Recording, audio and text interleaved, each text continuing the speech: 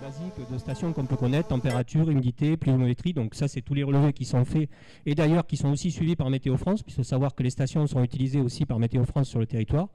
Et ensuite, vous allez avoir des outils spécifiques. Donc là, on va être plus sur des suivis de niveau de rivière, sur des suivis de réserves d'eau, des relevés de tensiométrie pour l'humidité des sols. Voilà, des capteurs spécifiques après avec des relevés. Donc tout ça, c'est capitalisé sur un même système en fait informatique qui va permettre ensuite d'être consultable par les OP, par les exploitants eux-mêmes ou ensuite par des conseillers qui vont pouvoir s'en servir au jour le jour pour faire du conseil justement et essayer d'accompagner au mieux toutes les filières du département.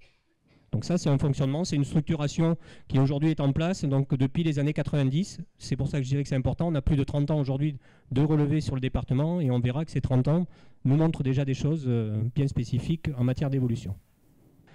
Et ensuite, vous allez trouver en période, je vais dire, de culture, donc du 1er avril au 30 septembre, une trentaine de parcelles qui sont équipées sur le département, où là, on rentre directement sur la parcelle et sur l'exploitation, où on va vraiment avoir des relevés de sol, des choses comme ça, pour prendre des décisions les plus précises possibles en matière de gestion de l'eau. Donc ça, c'est des parcelles de référence qui sont utilisées annuellement, en fait, et qui servent derrière à alimenter tout ce qui est messagerie que vous retrouvez dans Réussir, pour ceux qui l'ont déjà consulté, le message irrigation qui est diffusé en période estivale donc, sur le journal, et ensuite tous les messages de conseil de BSV qui utilisent ces données en période de culture.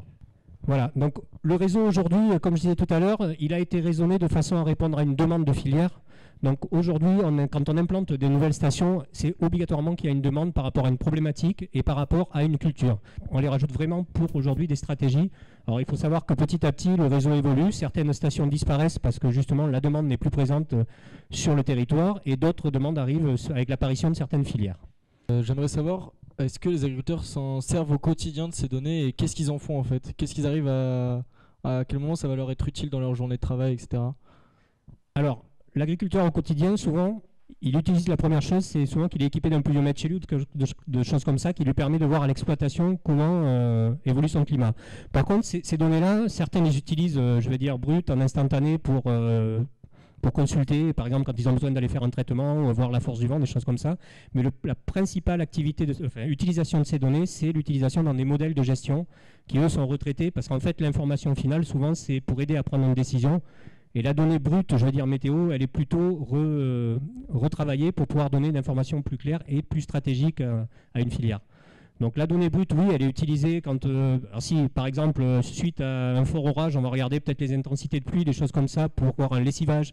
Donc là, on est plus sur du suivi, je vais dire, ponctuel, mais après, elles sont vraiment utiles après sur des travaux où elles vont être retravaillées avec des informations bien précises. Pour l'accès aux données, en tant qu'étudiant, je vais quand même le dire, il faut savoir que vous allez sûrement, vous êtes BTS ou vous allez faire des stages, hein, et souvent on va vous demander des informations en matière de climato. Il faut savoir que le réseau de la Chambre d'agriculture fournit sur demande en matière de rapport de stage les bilans agrométéorologiques que vous avez besoin sur l'exploitation où vous êtes en stage en fait. Donc ça aussi, ça fait partie des choses. Nous, en tant que particulier, on peut les consulter ces données ou il faut des codes d'accès professionnels? Alors ces données, elles ne sont pas en accès libre parce que ces données, elles ont un coût de traitement justement et ensuite elles ont une valeur quand même stratégique par rapport à leur implantation. Donc oui, il y a des abonnements spécifiques. Donc là, c'est des abonnements par rapport au nombre de stations, aux besoins qu'on a à en faire, au rythme où on veut les consulter. Donc derrière ça, oui, il y a de vrais abonnements sur la donnée. Après, il y a différentes, suivant les bureaux d'études aussi, qui font des études stratégiques à long terme, quand on parle de collectivités aujourd'hui ou de choses comme ça, qui ont besoin d'informations.